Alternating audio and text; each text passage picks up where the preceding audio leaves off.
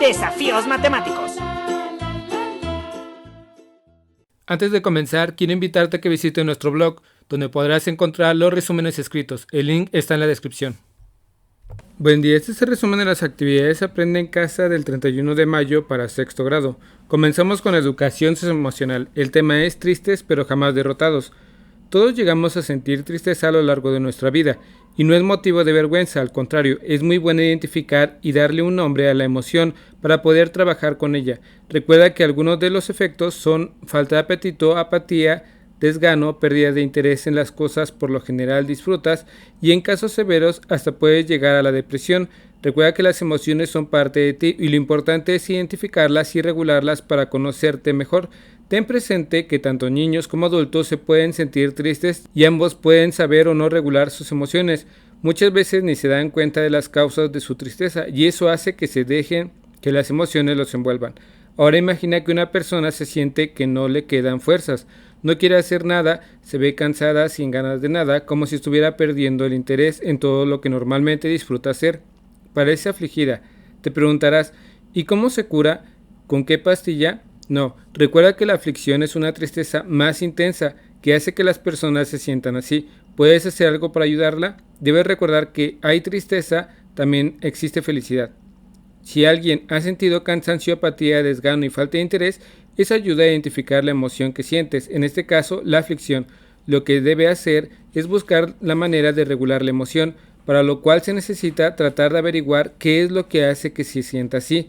Eso le va a ayudar a aprender que sus emociones, a trabajar con ellas y tener más seguridad, lo cual es bueno. Cuando no se logran los propósitos o metas que se han propuesto, es natural que se sienta tristeza. El fracaso genera la sensación y sentimiento de melancolía, pero debes considerar que no todo está perdido. Si no has logrado tus anhelos, es momento de hacer una pausa, reflexionar qué debes mejorar, qué debes cambiar y retomar tus metas con la plena convicción de que lo lograrás. Recuerda que el fracaso no lo es todo. De momento sentirás tristeza, pero ves siempre adelante donde están tus sueños y anhelos. Lo importante es seguir avanzando. La tristeza puede ser el efecto de una pérdida, ya sea de un objeto apreciado o de un ser querido. Una desilusión cuando no se logra algo que alguien se propone, a pesar de prepararse muchísimo. Es recomendable buscar hacer cosas que te animen y te ayuden a mantener la mente despejada, para así poder regular la tristeza y dejar entrar a la alegría. Es una buena solución. Recuerda que la tristeza es una emoción temporal, que todos la pueden sentir sin importar la edad o género. Hasta ahora has conocido las 6 emociones básicas y sus familias, donde ellas tienen similitudes, tienen diferentes niveles de intensidad y una corta duración. Tal vez debas buscar hacer algo que te guste mucho, para que te animes. Por ejemplo, si te gusta mucho dibujar, eso te va a ayudar a despejar tu mente, a aclarar tus ideas. Lo importante es que te conozcas para que decidas por lo que te hace bien. Recuerda que cuando compartes las cosas que te entristecen, puedes solucionarlas mejor y escuchar diversas opiniones y puntos de vista. El reto de hoy es el siguiente: escribe en tu cuaderno un listado de actividades que te gusta hacer y te pone feliz, para que cuando llegue la tristeza y tu energía baje considerablemente a causa de ella, puedas recordarlas y hacer uso de ellas para poder regular tus emociones. Seguimos con lengua materna. El tema es más características de las cartas personales. Continuarás el trabajo de la práctica social número 12, escribir cartas personales a familiares y amigos. Inicia la lectura de la carta. La fecha indica cuándo fue escrita y a partir de ahí puedes observar si lo que se narra corresponde al presente, pasado o futuro. Para poder identificar los datos sobre el tema de la carta, toma como referencia el 12 de marzo del 2021, que es la fecha en la que se elaboró. En el primer párrafo hasta ahora es un deíctico porque no se puede saber a cuándo se refiere. Luego en el segundo párrafo, cuando se escribe 4 meses, se puede saber que a partir de la fecha está en Juchitán desde diciembre del 2020.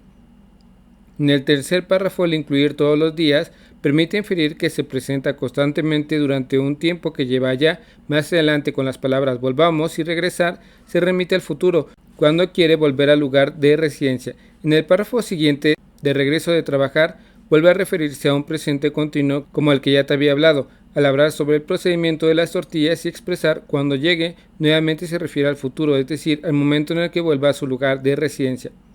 En los siguientes párrafos, en la tarde, ya luego, desde la noche empieza a caer y me voy a dormir. Vuelve a hacer referencia a este presente continuo de su cotidianidad en Juchitán.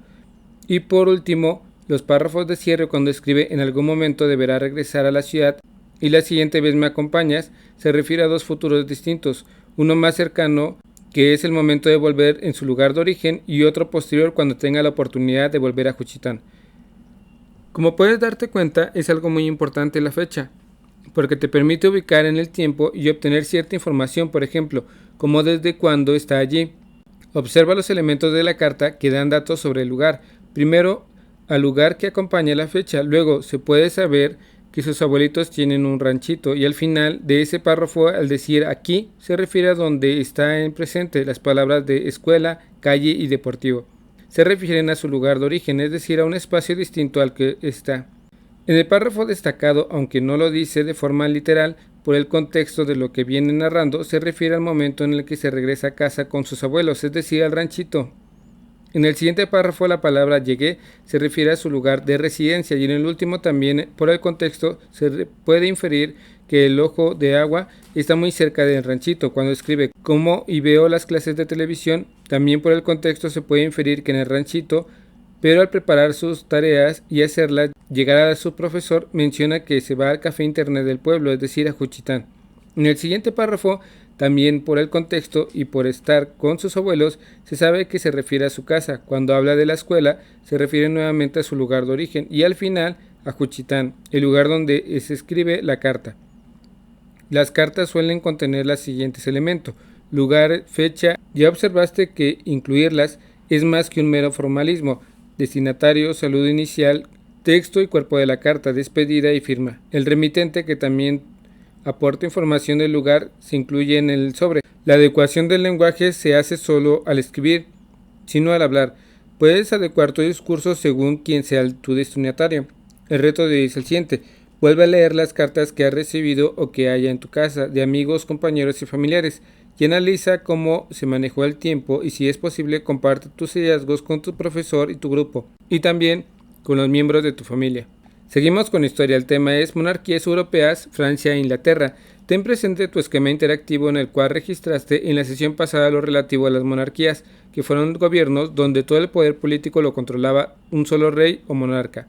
El poder del rey se consideraba de origen divino y debía heredarlo a su hijo mayor de forma directa. El rey concentraba las funciones de mandar, de legislar e impartir justicia entre todos los pares del reino. Se conformaron monarquías en España, Portugal, Francia e Inglaterra. En el caso de las monarquías, una vez unificados sus territorios, algunos monarcas de su época pretendieron expandir sus dominios. Durante el Renacimiento, un brillante pensador, cuyo nombre con seguridad habrás escuchado, escribió un tratado político filosófico titulado El Príncipe, en el que se dedicó a reflexionar sobre las adversidades que debían vencer los reyes para adquirir y mantener el poder. Ese pensador se llamó Maquiavelo, y entre las muchas cosas que escribió fue que los príncipes, para consolidar su poder, debían sostener sus estados sobre sus cimientos indispensables: buenas leyes y buenas tropas. Solo así lograrían vencer a los adversarios que se les presentaran.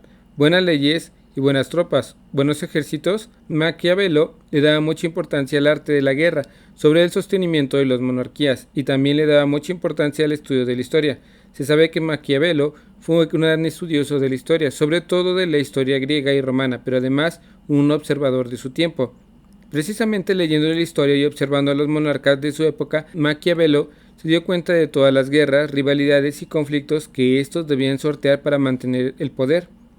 Por otro lado, Maquiavelo le daba gran importancia al ejército.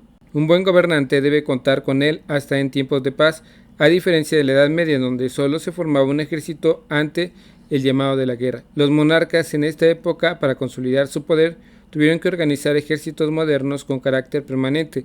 Estos ejércitos modernos, disciplinados y con armas superiores, se formaron gracias a las alianzas entre reyes y burgueses, los cuales prestaban dinero para llevar a cabo esta empresa. Como se explica en tu libro en la página 117, Inglaterra y Francia se convirtió en monarquías casi al mismo tiempo como resultado de un largo proceso que abarcó varios siglos.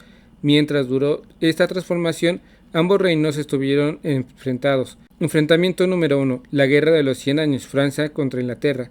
Se conoce con el nombre de Guerra de los 100 años a un largo conflicto en el que se enfrentaron Francia e Inglaterra.